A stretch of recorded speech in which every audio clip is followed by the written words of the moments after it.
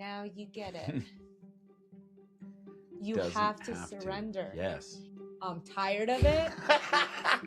I'm feeling afraid, but I have to trust that we're going to make it through. When someone trusts you, holy shit, that's some responsibility. And it's hard. And it's scary for me knowing that you do, because I've been given up on so many times. So it's like hard to believe that somebody even would.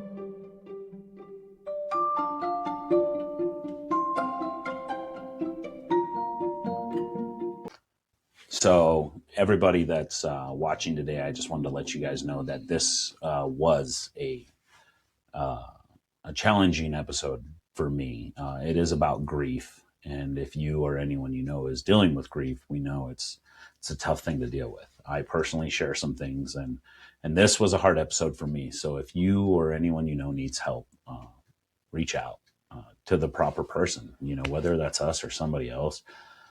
Talk to somebody. The easiest thing to do is talk, as silly as that sounds, because it can be hard, but just talk, because that's what's gonna save you, is let that out. And maybe it's not to another person, but say it out loud. Thank you. Whoops.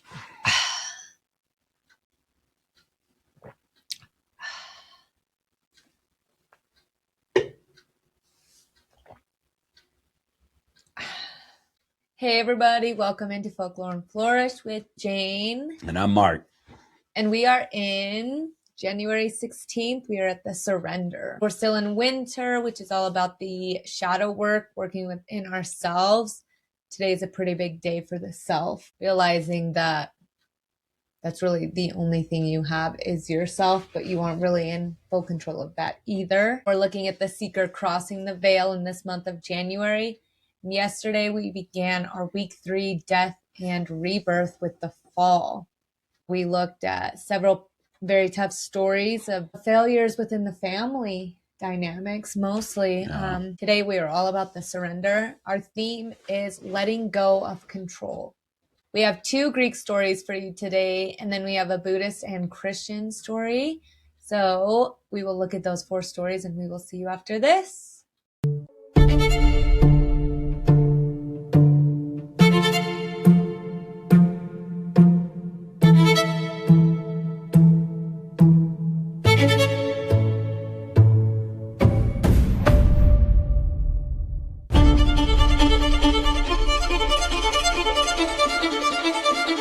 Before we begin, I want to take a moment to honor the cultures behind the stories we are about to explore. The tales shared here come from many peoples, lands, and traditions. I do not change these stories to fit modern expectations or to align with today's social standards. Instead, I present them as they were told, sometimes beautiful, sometimes harsh, sometimes challenging. We are not here to judge the past, but to understand it, to listen, to learn, and to honor the ancestors who carried these stories forward. We also share stories from various religious traditions. These are presented in their historical and spiritual context, with respect for their beliefs that they represent. Every culture deserves respect, context, and acknowledgement, and this space is dedicated to doing exactly that.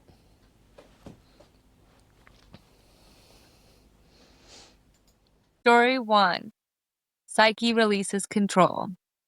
Psyche was born mortal, but her beauty bent the world out of shape. People traveled from distant cities not to worship the gods, but to stare at her. They whispered her name in temples meant for Aphrodite. Offerings meant for the goddess were laid instead at Psyche's feet. Love curdled into envy, and envy into wrath. Aphrodite decided the girl must suffer for being adored. She sent her son, Eros, to wound Psyche with the love that would destroy her. But when Eros lifted his arrow, his hands trembled. He cut himself instead, and the god of love fell in love. Psyche was carried away by a hidden wind to a palace where unseen hands served her. A voice came to her only at night. Her husband never showed his face. You may have everything, the voice told her, except knowledge of who I am. At first, Psyche surrendered easily. She was fed, clothed, adored. But the human mind does not rest in mystery. Her sisters came to visit and planted a seed of fear. What if he is a monster?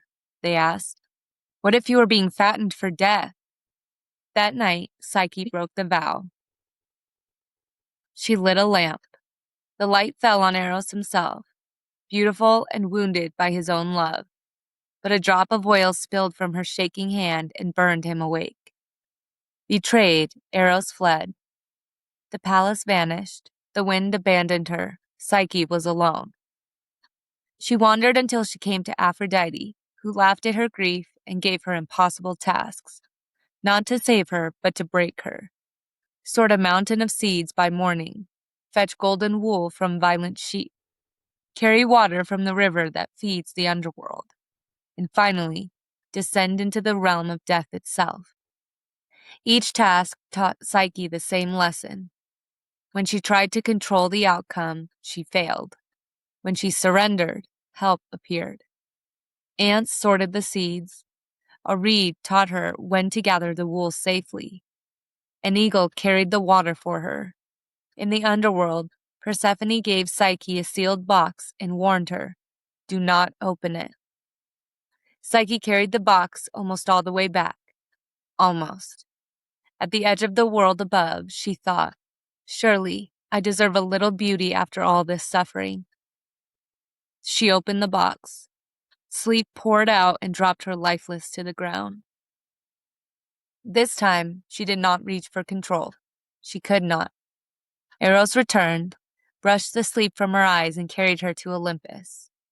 Psyche became immortal not because she mastered love, but because she stopped trying to command it. Story 2.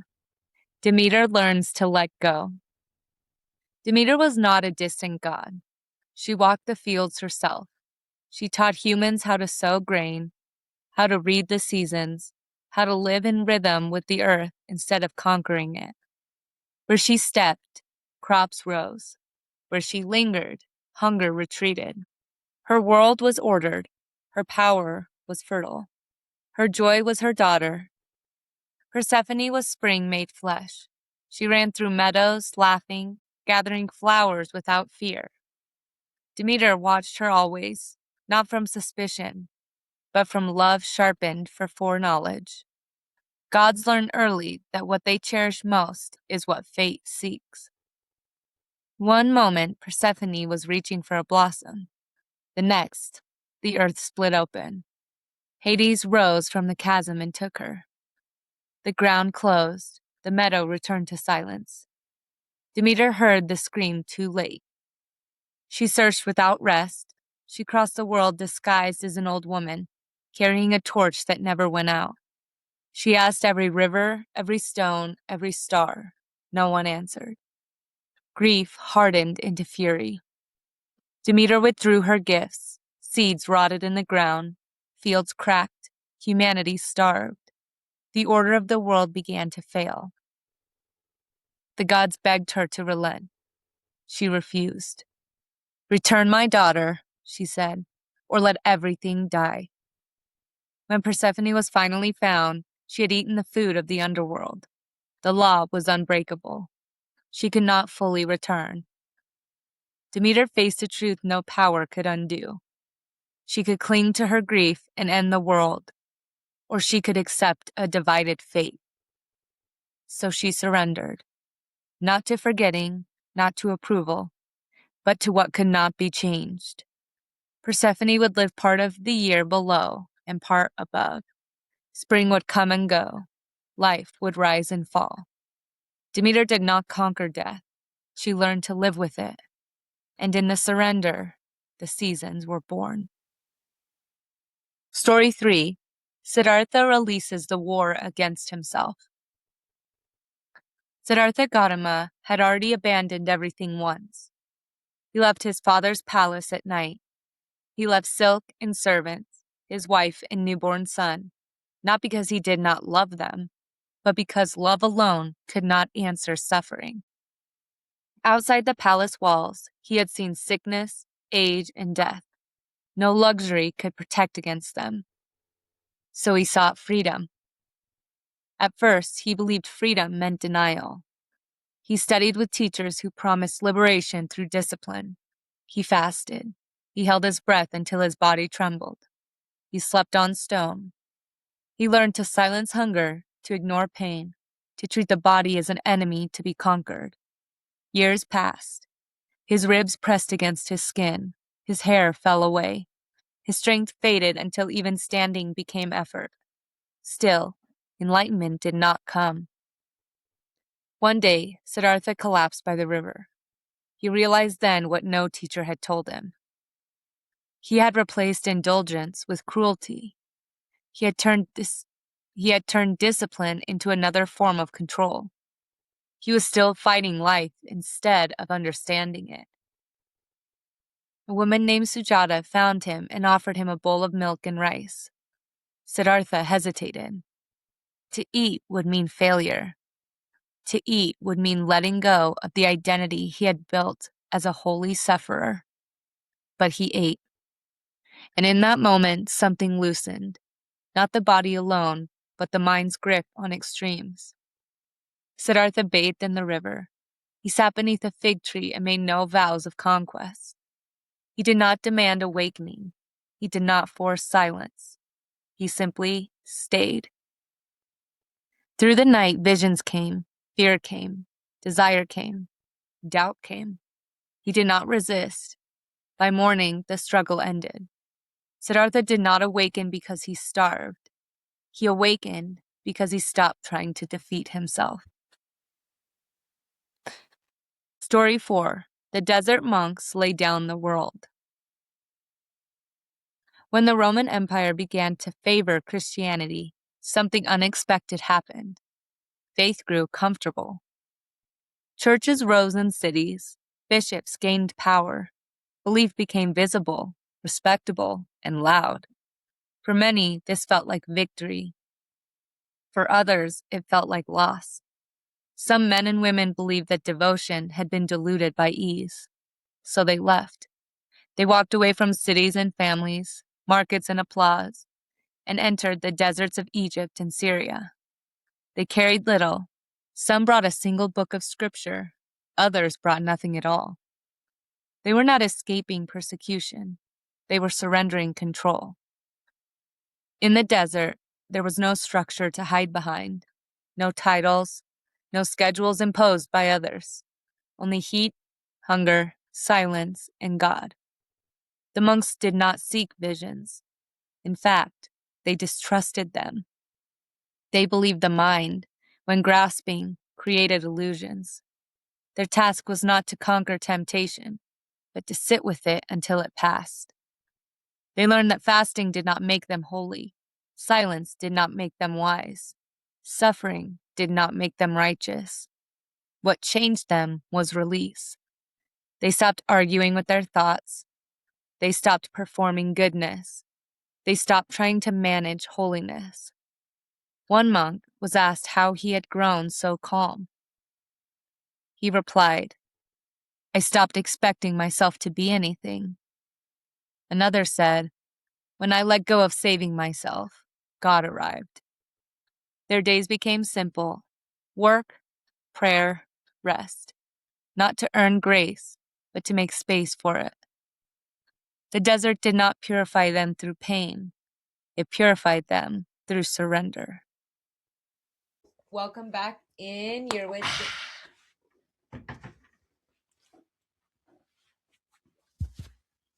All right. Back in with Jane and Mark. Hope you liked those 4 stories. In the surrender, letting go of control. The lesson is that power begins when you stop resisting. Our daily thread for the surrender is that across culture, surrender is the turning point. A soul releases control to learn love. A mother loosens grief so the world can live. A seeker eats and ends a war within. And a monk lays down identity to make room for God. Each story speaks the same truth. Power returns only after resistance ends.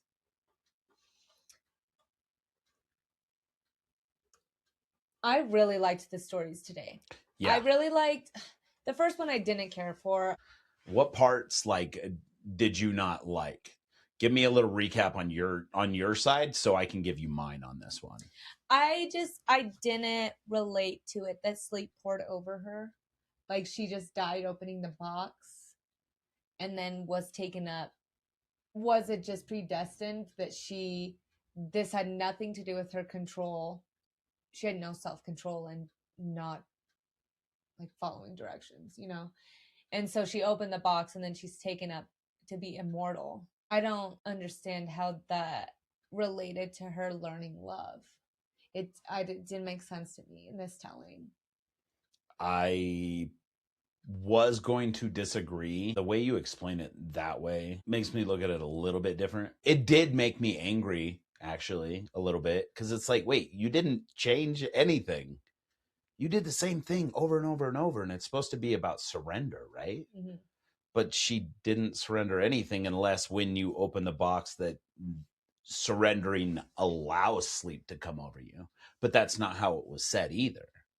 So if you take it literally for how it is, then she didn't learn anything. Clearly she did, because remember the ants helped sort the seeds. Yeah. Like so there was parts of her thing where and it explained it. That part of the story now, I liked that part of the story. Right. And I really liked that part of the story. I need a deeper dive of Psyche. And that's why I was going to say I was originally going to disagree with you. Because that part, the meat and potatoes of it, because that's truly what it was. Mm-hmm. That part was really good. Where she's like, she surrendered enough to where she was with nature. She was one with everything, that everything just flowed. And I was like, yeah. As I listened to it, I was touched. And then it was like a tragedy. Like when you're reading a book or watching a movie and you're like, yeah, everything's great. And then it hits you and it's like, wait a second. Because is it her thinking like, surely I deserve a little beauty, but also surely not everything is a test. Right. You know? But she was told, don't open the box. It's true. Don't open the box. Unless it's the blue box. Open that one. Persephone was in both of these. She's not the main character, but she is a supporting character. The second story was Demeter's grief of losing her. That one's just so powerful. Yeah.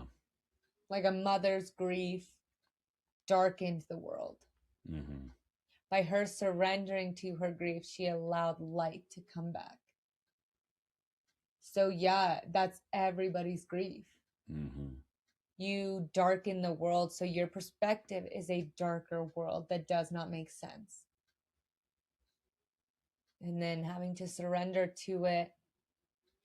But I loved the part where she says, return her or everything will die. Yeah, she was like, like, I am okay being the villain. Mm-hmm. Because I'm not the villain of my story. Yep. That is my baby. That's my baby. Like, return her. I loved that line. Persephone made her choice already. And we've heard that choice. That was a descent a while back. Yeah. In the awakening. And she had made her choice. She was ripped down, but she chose to eat the food. Yeah. And I think that is why Demeter, I think, surrendered. Yeah. Because it was a realization of... She didn't have a choice because the choice was already made. Mm-hmm. It was her realization that she could stop the world, but there were other characters in play. And you have to let go of your children sometimes. Mm-hmm. And you have to, and the hardest part was that she had to let her go be in the darkness without her. She was in the light half of the year. Yeah. Where everything's good and happy. She's with her mom. And that's how we are today, is everything is good and happy. And so we surround ourselves by people, and then when it gets dark, we feel like we have to take it on alone. But she's not alone with Hades. That's also empowering though too, because the only person she's there with was the choice. You don't choose who births you, you know. Yeah. You don't choose your family a lot of the time. Who was there in our darkness is our choice. Yeah. Because we don't necessarily want the other people there. Mm-hmm. You know, I want that person that has no obligation to be there, that chooses to be there. I want them because I can make it through. We can make it through if we choose to be there every single time. Right. With each other. Mm-hmm. But we got to be in it. And that's another thing too, is that you and your partner are in it. Your siblings are with other partners. They're investing in other people. Mm-hmm.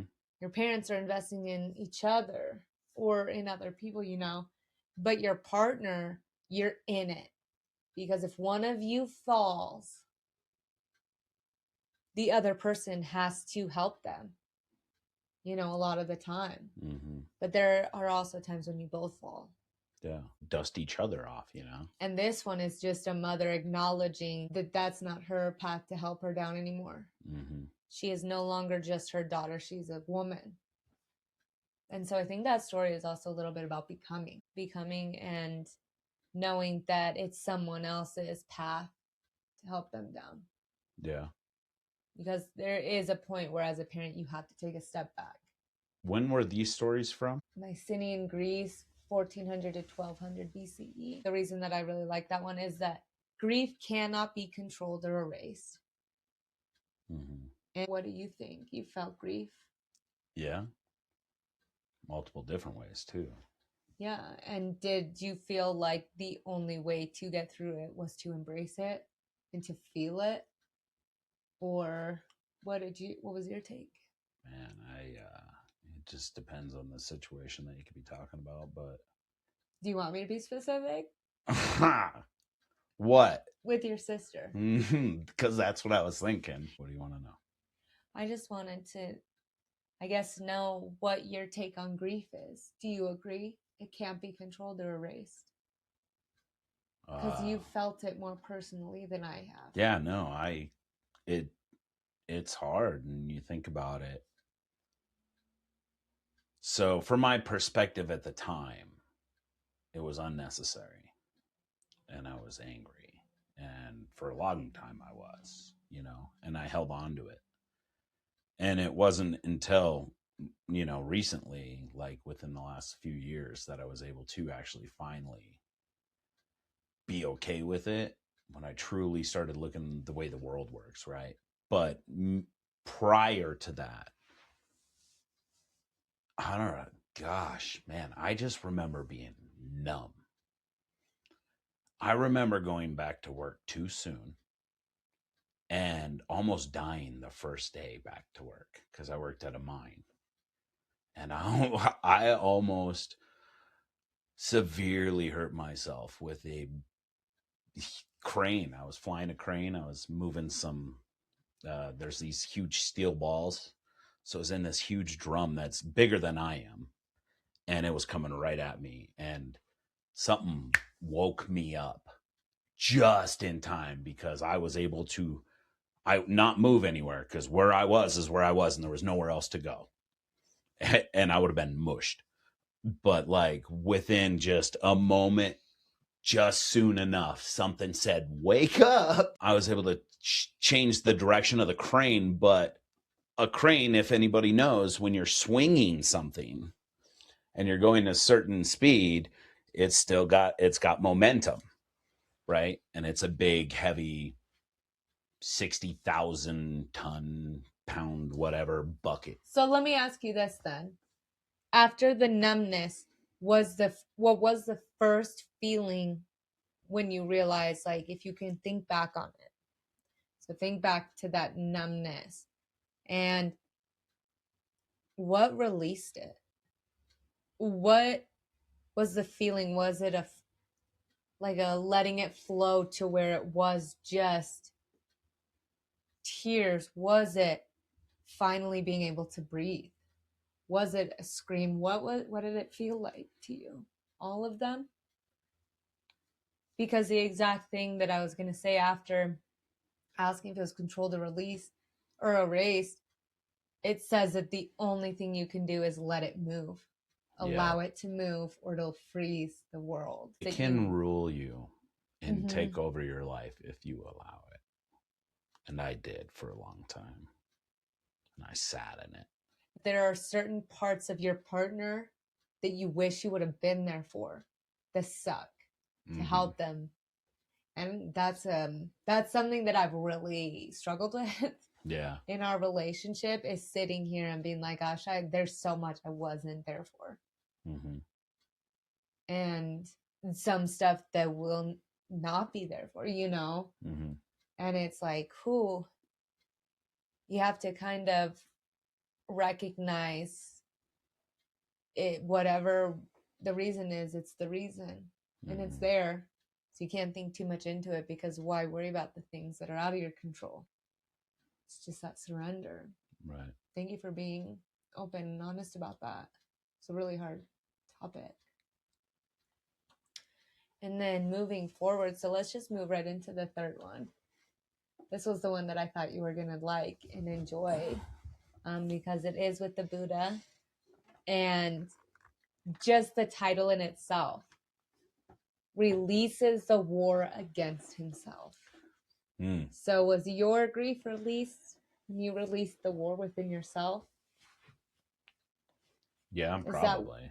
And I'm saying this believing that grief never leaves fully. No, I mean, it's still there, even when you find the pain, maybe it's not grief, but the pain. Yeah. And so you appreciate the grief a little bit more, maybe? Yeah, for sure. Once you know why, then you are able to. And your why can be different than somebody else's, even if you are attached to that person in one way or another. Whatever I attach to that situation, my parents don't possibly see it the same way, and maybe they do. And if they do, maybe it'll bring them more peace. But you have to give it something, a reason, a why. And so many people are stuck with that question. And that's when you can't move on. And that's why I did. When you're asking why. When you only have a why. If you don't give a why, give it something. Why did it happen? Okay. If you truly find out why, I think it's better. 100%. So what do you say? But if you give it something just to accept it and allow it. But if you could just sit with that grief for a second in silence and really feel it, and then, like I say, meditate with it and allow an answer to come in without judgment, and just listen to God or whatever you believe in come in, and sit and just listen and wait till that answer comes. I think you'll find that peace you're looking for. But if you don't, you'll never find it. You might think you do, but you won't. There has to be a reason. We are here to learn, to heal our souls, so we can feel what it is in everything that we want. Let's go back to the Siddhartha one. He awakened because he stopped trying to defeat himself. That's exactly what you said the other day. If you believe you have to suffer, you will suffer. And he surrendered. Is that what you wrote? Both 3 and 4 fall into this because you're bringing it up. Story 4, people need struggle. I put that. And then after I put people need struggle, I put in quotes, and then I underlined it twice. I put think. People think they need struggle. So, and then I'll go into my answer of story 4 when we get to 4, because I also wrote something underneath. When he just allowed his body to be, because his mind was at war with his body. And he thought that he had to make his body feel completely conquered by his mind. That he just allowed the suffering, because he saw it. So he wanted to defeat the fear of it by just living in it. And then when he finally surrendered to his body's plea, when he gave in to that, his body finally said, awesome, now here you go. Mm-hmm. I'm going to loosen my grip on you. Because by you constricting me, I have constricted you. And that goes with a lot of the things that we were talking about before we got on, of eating healthier, like choosing what you fuel your body with. Yeah. Because your body gives to your mind. Yes, your mind is stronger than your body. I believe that. Yeah, 1,000,000%. But don't Yeah. disregard the way that your body fuels your mind. That, and you shouldn't disrespect it. Yeah, without your body and listening to it, your mind cannot thrive. And I just love that when he surrendered and ate, his body went, now you get it. You have to surrender. Yes. You do not have to be the most disciplined. Mm-hmm. You do not have to be the most controlled person in the room, the least emotional in the room. It has nothing to do with that. You need to surrender to your soul's identity. Yes. Your soul. And not only, what other people's. Only you will be able to find out what that means. For him, it was simply accepting rice and milk. Yeah. From this person. That's all it took for him. Yeah. That's amazing. Yeah, and he just stopped trying to defeat himself. He surrendered. And that's part of the awakening. Because you surrender and then look at all the beauty that's around. Yeah. Why would I suffer in a world that's filled with beauty? Yeah. Like that free beauty. Yeah. And that's the thing. And we're supposed to be born free of this world, you know? Like, we didn't choose to come. Kind of. Right. You know? We did. But yeah, to breathe this air and to not enjoy it and to look at the beautiful things that are around. And to be more one with everything. Yeah. That what goes with the religious thing that we looked at the other day or talked about. Like, all of these mythologies and folklore could be the same thing if you do believe in the idea that we are all a collective. Like, I am. It doesn't matter what religion. If you are following a deity, you know, you're made in their image. I am. Mm-hmm. You are knowing that I am, we are. Yeah. All of us are a collective. Mm-hmm. And we are these higher beings. And how we go back to that higher being, like how they're finding when a life leaves. Why is there this soul going somewhere or this thing going somewhere? Yeah, now we're they weighted the body of that Y-Files. I don't know if it was debunked or not, but that is the coolest thought. Like, does the soul have a weight? And it just like they find it going to this like distant place. Like they actually track something leaving the body going. Yes. Whatever it may be. I believe it's the soul. Yeah. Mm-hmm. Whatever we think it is. But it goes back to that cosmic being. But they are part of the collective. Mm-hmm. It is a we are, I am. And so we do absolutely choose to come here. And that might be part of the game is how long is it going to take me this time to fully appreciate what I've got? Like, how long is it going to take me this time to realize that this is something I love? You know, people that wake up and they know from a very young age, this is what I want to do. Mm-hmm. How many lifetimes do you think that person lived when they were like, I'm tired of it? I'm going to write a note on my hand so when I can finally start reading, I'll notice that this scar is a message. It's kind of, what is this? Oh. Yes. What I wrote underneath the fourth is when they moved, right? Yeah, the monks. And then they find that they didn't need to leave, I believe, like the way I heard it. But they only needed to surrender. That's the way I took it. There was no need for them to leave if they only had surrendered to what they needed to. But that moving is what they needed to surrender. To realize. So, like, it's that poetic tragedy, you know. It's beautiful. Because they left, realized that didn't change things. No, it didn't change nothing. And then they had to sit there and analyze. And that's when it happened.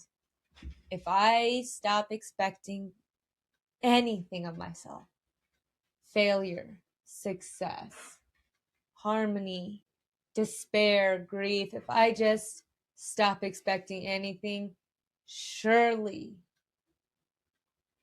that's what it is. And that's why, like, doing this, like what we're doing, like, are we having moments where we're like, whew, this is a lot, you know, doing this podcast every single day, right? Mm-hmm. But man, I'm having fun doing it and getting to talk to you like this. Cause I mean, this is how we talk, whether the camera's on or not, right? Like, this is how we communicate. Right. I mean, it just helps that we get to bring up cool little stories now and talk about them. But then, man, we're throwing our life into this. And I truly believe that not only is it making us stronger as a couple, but also it's helping me grow as a person. It's helping my soul. And heck, there's no way we're not helping somebody else. I feel uncomfortable with some of the stuff we talk about, because as we're talking about it, I'm like, yeah, wow. And I sometimes will be listening to you talk about something and I'm like, is he directing that at me? And then I go, it doesn't matter because it related. Mm-hmm. So therefore he is talking to me. And I just I feel like certain things within me are healing faster than like the other 9 months that I was feeling it. Yeah. In just these couple weeks. And I'm like, wow, I do like this surrender coming in now. Mm-hmm. I just felt so good about it. Surrender it.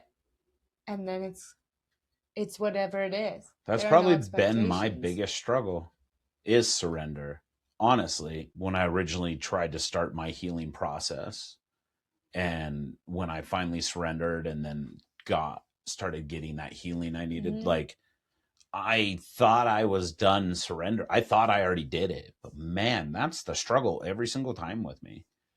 And I'm going to be making that better, because now I'm conscious of the fact that has been my biggest struggle, is my surrendering to everything, to what is going on, and allowing myself to flow through it. Because I believe if you try to swim against the current in a river, you're going to drown. But if you turn around and just start floating, even if it's a rough river, you're going to be able to keep your head up and you're going to look forward and you're going to try and, guide yourself. But as soon as you turn around and try to fight against it, you're going to go under. So why not just flow with it and surrender to it? And that's what I definitely want to work on. Yesterday we were talking about when to take a stand. And now today we're in this surrendering, this mm-hmm. calm, there are certain things that aren't in my control, and some things that I wish that were, that aren't. One of the monks said, when I let go of saving myself, God arrived. When I let go of saving myself. And I believe that that's that part that you have been trying to help me with. And this is why I'm so concerned about saving myself that I feel like I'm drowning all the time. And I try to make drastic choices. Like I have to fall back into these old patterns, mm-hmm. rather than just taking a breath. And I felt like that with getting the jobs and everything, and applying here and applying there, and knowing that if I had landed any of those jobs, our books would be on pause. Our podcast wouldn't be happening. Yeah, look at what you did the month of December. Just so everybody knows, if you don't know, she planned every single one of these stories in December. So for the rest of the year, they're already done. Yeah. We know she does. I don't. She knows exactly what we're going to talk about. She built a book that says everything. I mean, that's awesome. So yeah, none of this would have happened. Everything happened for a reason. Like when she didn't get the position one time, I was like, you weren't supposed to. Because it did align with other things that we want to do in the future, mm-hmm. So it's like, oh wait, no, that is something. And then it's like, but it was why more of a not convenience. And then it was also yeah, it would have been beneficial, but then we wouldn't have been able to do this to get us to where we're going to be doing that. Mm-hmm. This had to be first. So you have to be like, oh, okay, that's why it didn't happen. Every bad thing has a reason. It does or does not happen. And that was me, I think, kind of when we talked about this last one, and I did just surrender. Mm-hmm. I just have to trust Mark. And it was very uncomfortable. Not that you're not someone I can trust, but having to sit there in that uncomfortability, because you have to feel it, like they're saying. You got to feel these things to surrender to them. Because it doesn't mean I surrender and it's gone right away. When I surrender, that means I'm feeling it. I'm feeling afraid, but I have to trust that we're going to make it through. Mm-hmm. And you made me do that. And to flip that so somebody can hear the other side. Man, when someone trusts you, holy shit, that's some responsibility. And it's hard. And it's scary for me knowing that you do, because I've been given up on so many times. So it's like hard to believe that somebody even would. I've always wanted that 100%. Then to see it, it's like, whoa, whoa, whoa, whoa. Okay. It wasn't without difficulty. I mean, you saw me like hit my head against that wall how many times before I just went, okay. And I just turned around in the river. And it is scary and it is a responsibility. But you can never rise to those responsibilities if you're not given a chance. Mm-hmm. Like ultimately, Mark, you would not be able to sit here in front of me right now and be like, I did it. We're almost through. Like, we're almost through, if I had not allowed you to. And it came with like you pushing that out of me. So it's not, hey, Mark, great, you can be happy because of something I did. No, you can be happy that you pushed me out of my comfortability, made me sit there. It just flowed like a bit of panic. I'm that koala back in that tree again. Just like, let me lay here, let me sleep. Was when you broke down a little bit that one time, you were like, I just need you to trust me. And when I said I am, and you turned to me, and it hurt when you were like, you're not though. And I think it was that night that I slept and was like, he's right. And I just let go. I just felt it, the release. And it was hard, but that's why these conversations matter. Mm-hmm. Because I needed to, don't beat around the bush. You're not. But that's because we have that communication where I can say that. And I pray that everybody else does, because man, I lived without that for a long time. And it is a beautiful thing when you could tell your partner, no, you're not. You're not doing that for me. And I need you to. Yep. And I love the fact that I was able to, because I don't even really remember having to do that. That's how easy you've made it. Like there was no big deal about it. But it was a big like you deal. weren't like, rub this back and look what I'm doing. I haven't heard that once. Just the fact that you've shown me now. You don't need to use words when you do stuff like that. When you're showing somebody, when you truly mean it with the right person, yeah. It makes things get easier. Like other things that I felt defined me, like traumas or whatever, I just have let go of. Like they don't make sense anymore. Right. And it's because there are other things that matter way more. Mm-hmm. And like things like that, like trusting, giving in, surrendering to your partner. It's something I was told was a weakness before, and so I never allowed it to be a thing. And man, did it take more strength than a lot of other things I've done. Everything I've done on my own, I felt more confident in, because it directly related to me, my effort.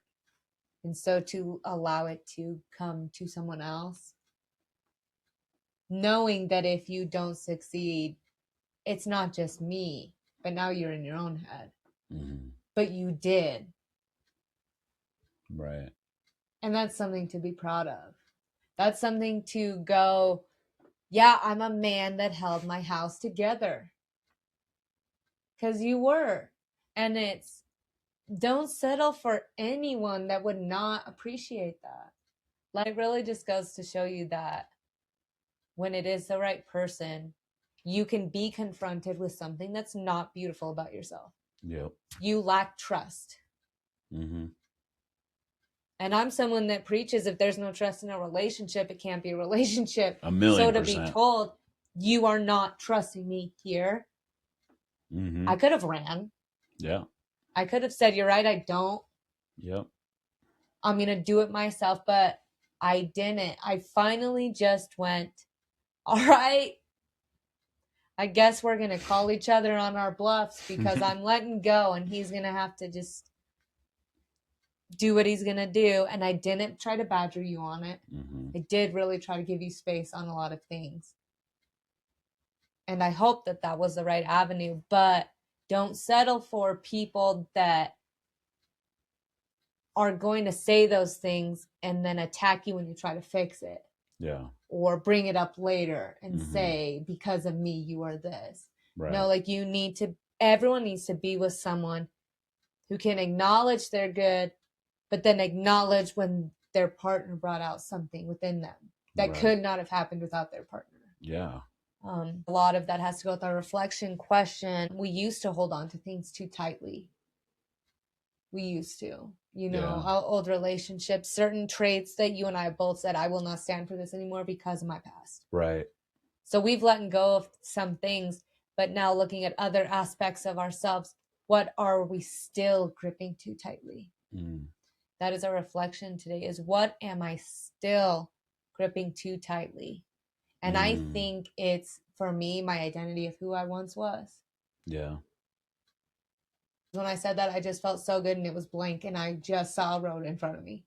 Like, legit, that was so fast, just totally blurred everything behind me and there was nothing but in front. I felt good. Good question. What am I still gripping too tightly? What if I'm wrong? And not surrendering everything that I believe in, right? All my beliefs. Mm-hmm. What if I'm wrong? That is what I'm holding on to. That just got me so excited because my first thought, like this voice inside my head, and it's the voice that I have for myself when I think that. So if it's okay, I'd like to share that with you, not trying to take away from you. Mm-hmm. But every time, I don't know who it is. I don't know what it is. It's something in me that every time I say it, that voice is there right away. But it's me always going, what if I am wrong? What if I am? And it's this voice that says, yeah, but what if you're right? Mm. And that's enough to keep me going. Like, that has gotten me through so many heartbreaks in life. Mm-hmm. And it happened in like my early 20s. Something just in me went, but what if you're right? What if you're not wrong? What if this is it? What if this risk is the risk? And that's enough to try. Because if you can fail and it won't destroy you or kill you, it's not the end. But that same risk could make every dream fall into place. It's worth it. Because you won't be destroyed. And you have every opportunity to be something else. So I hope that you may start thinking of that annoying voice, because it's annoying. So it must be my voice in my head that goes, but what if you're right? And it's this huge thing. It's my Basset and Conchu. That's what it is. It's in there and it's just keep going. It's just that thing that just says it's terrifying, because if you're right, it's just as scary as if you're wrong. Because to succeed is sometimes almost more terrifying, because then you can breathe. And then you're like, okay, now what's next? So just keep in mind, if you have that feeling, hear this annoying voice in your head saying, what if you're right? But what if you are right? And that's so exciting. That's so beautiful. And you're going to love this. You're going to love this practice today. You're going to sit in silence for 3 minutes today. Exactly 3. Okay? Okay. You're not going to shorten it. You're not going to try to extend it. But you are going to specifically sit for 3 minutes and practice letting go of something without fixing it and without forcing it. So you're going to sit in that 3 minutes, and if something comes, it comes. If it doesn't, try another 3 minutes later. But specifically sit for 3 minutes, let it come in and let it go. Don't fix it, don't force it, don't analyze it, just allow it to be. For 3 minutes today, you're going to sit in silence to show what you release creates space for transformation. Mm-hmm. Yeah, you're opening, like it's that analogy I have of healing, and I've seen it. It's not my personal one, but it is my favorite to show other people. You would get, like, say, a cup and say, this is you, and it's your soul and how you want to heal it. So I obviously have a bunch that I've drank out of, right? And say, this is all the old energy that I have in my body, everything that I'm still holding on to, everything that's inside of me, everything that makes me who I am or who I think I need to be. And then this is all open space.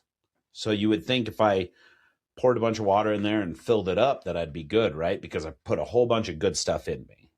That's a good start, but I still have this suck. So I need to get rid of this to make sure my whole body can be full of, like, something good, right? So the way you do that is through things like this, conversations, meditating, like she's saying, where you sit and you let something come in and release it, because that is part of this. Every time you cry, every time you laugh, you're letting some energy go. If you give it one thought of something bad that you have and you do something to let it go, whether it's a thought of, I'm going to let this go, or you cry about it or you laugh about it, do something, and it's going to just make you feel so much better. That's what I do personally. I've been starting to do this thing when I have that uncomfortable thought or feeling. I don't like that. I've been starting to openly go, I don't like that. And just something in me. I've heard you do the ambulance, like that. Yeah, like, and it'll just be, there's nothing else happening. It's something that goes on within my body, a feeling, an energy, a thought. And you will hear me audibly go out of nowhere and say, ooh, I don't like that. Because I'm forcing my body to say no. Yeah, I like that. I don't want that. And I've done that because of you. Like, you're releasing stuff.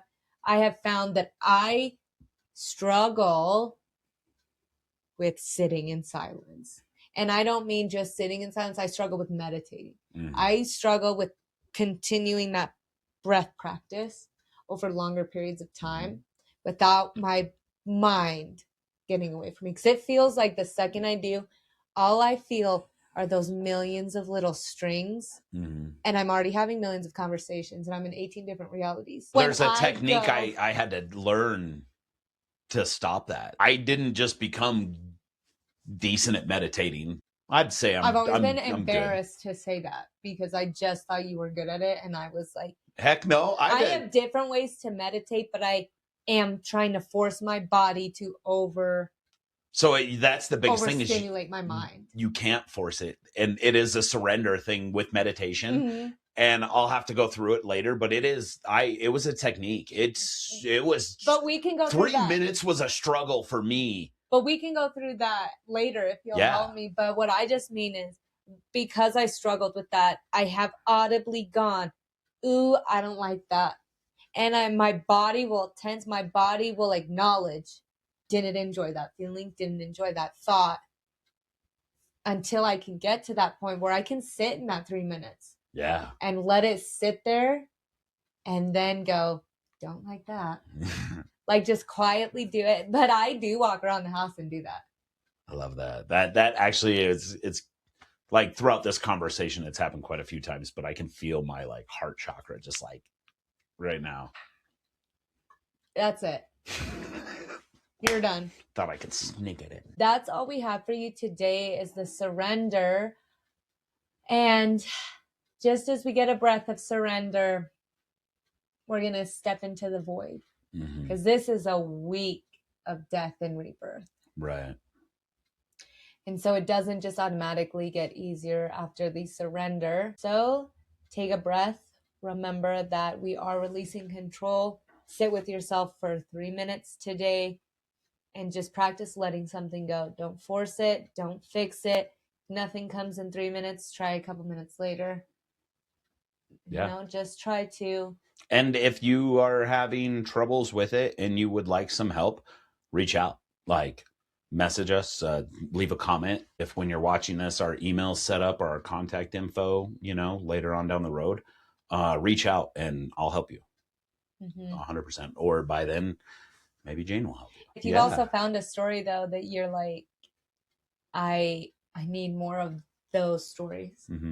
I need help with that. We're here for that as well. You want to talk about grief, breathing exercises, what am I trying to defeat within myself? All of these things. There are hundreds of stories that go with each one of these 4. Yeah. You know, there are 100 other stories that could help specifically with what you're going through. And that's what Folklore and Flourish is here for. Yeah. We have 365 days worth of 4 stories a day. That may seem like a lot, and it is a lot, but it's nothing. It's nothing in the grand scheme of things. I mean, we could spend an entire month on Demeter's grief. Yeah, for sure. On Mother's grief. We could spend a whole year on that in stories. Right. But what we're here for is we're taking it through different lenses. It's hitting us in ways that are hard on some days and easy on others. But Folklore and Flourish is all about honesty. Yeah. We've had some honest days that were honestly really difficult, where we were not in sync, where we were in our own healing, that we weren't even in sync. And I feel like today, yeah, and I'm sure you guys have seen it. Yeah, I feel like today is our first time kind of coming back together. Right. And I think it's because of the surrender and some things that have clicked within me today. I think you for had sure. ideas flowing within And me it's today. funny, actually, when I was getting out of the truck before I came in the house after the gym today, a conversation in my head was going on of, let me be a man. Let me do my man. No, I was at the gas station and I was like, and I don't know why. Oh, because some woman was driving her man. That's why. Okay, sorry. So, no, I'm not a sexist person, but I'm like, let me be the man, you be the woman. And if you don't like that about me, then we are not right for each other. If you don't like that about my relationship, then just ignore it, you know? And I was totally thinking that, like, people need to be in their place of let other people be happy and surrender to that. Like I didn't even know like that. Those were that's what I was talking about before I knew these stories were happening. So that's super cool. This mix of myself of maybe I do just need to let it go. Yeah. And just how when I completely like opened up and now I'm opening up with you in ways that it's like my vision of things has changed. My perspective has changed in the sense that I don't want to look back at all anymore. Right. Like you said, you don't need to leave to feel at peace. Maybe that's what it is. Right. How you were saying, I want to get out of this house. It has so many old memories. And I told you, no, we're going to get the power back in this house. Right. You know, and now it's like, because we need to surrender. And so coming into this discussion, I felt so much more in sync with you as we spoke. Yeah. And so I thank you for that. And that's what we're here for is some of these stories can help with relationship wise. Some can help with yourself. But like we've been saying since day one, transformation isn't always beautiful. No, it can, and it's not one time. No, unfortunately, maybe for you it is. That's beautiful though. But it is because then how much have we changed just since we've been together? Right, we were growing and we're like this, and I'm solid here. I'm solid here. I didn't even like working out in front of other people. Mm-hmm. And then I got into the group here where I knew you were just in here. You could look whenever you wanted to. Yeah. But like there are certain things that are changing significantly in the sense of, wow, jealousy doesn't make sense anymore. Yeah. You know, I'm jealous of other people having your time when I don't get it. But in the sense of I'm not worried anymore. Yeah. Like there are things within me that have totally changed. And I think that's when you get a different view of the world. Yep. When you start seeing what's right and wrong and standing firm in those is because other things have lined up. Mm-hmm. Then now you're like, ooh, I don't need to suffer as much. Mm-hmm. Oh, I don't need to be miserable. Wait, I can have honest conversations. And then all of a sudden, your path is so like clear, but there's so many paths there for you. And they're Right. all positive. And yet you have no idea where they're going to lead because it all depends on your surrendering as you go. Right. And growing as we go. And so I'm just excited. I'm excited that I know things will get hard again too. Things will be difficult. Things will be nice. But I'm enjoying doing it with you. Amen. And I hope the people that are enjoying it with us, Yeah. you know, and Yep. that they're healing. And I'm seeing people like our daily tasks and stuff. Mm-hmm. So that's uplifting. If you have some revelations or thoughts or anything as you're doing these, let us know. Yeah, for sure. You know? I mean, my mom reached out. She finished day 3 today. Yeah. And that's awesome. And she said between listening to us and listening to her dynamic Catholic is a good start to her day. And I was like, man, she sent that to me today. That touched my heart so much. Like, so thank you, Mom. Thank you for supporting me. Like, whew, yeah, I love you. Mom. Whatever. Your mom is kind of cool, though. Yeah. She's pretty cute. She reminds me of the gummy bear mom. Anyway. Anyway. Oh, yeah. So if anybody hasn't watched Gummy Bears, I started making Jane watch Gummy Bears. It's on Disney Plus. Is it really? Yeah, or, you That's know, where you got find a it? free Heck website. yeah. Yeah, I think that's, I don't know. I just hit find it. Anyways, Gummy Bears is awesome. But yeah. Gummy bears bouncing here and there and everywhere. Okay, go ahead. Sorry. Anyway, surrender over. That Void. means spend those 3 minutes with yourself today. Surrender, let go. We'll see you tomorrow. Thank you guys for joining us for Folklore and Flourish, and we'll see you tomorrow. Love you guys. Thank you. Thank you for walking this journey with me today. These stories are more than folklore. They are the heartbeat of our world building, the inspiration behind our characters, and the soul of the Legends Reborn Chronicles. By exploring these tales, we honor the past, ignite the present, and breathe life into the legends we're creating together. To see more of Mark and I, as well as additional scenes, discussions, and healing, check the links below that will lead you to our various social media platforms. Please also feel free to ask any questions or leave any comments in the episode below or in future episodes to come. We would love to hear from you. Until next time, may your path be guided by wonder, curiosity, and the magic of the stories that came before us. Blessings, and I'll see you on our next folklore journey.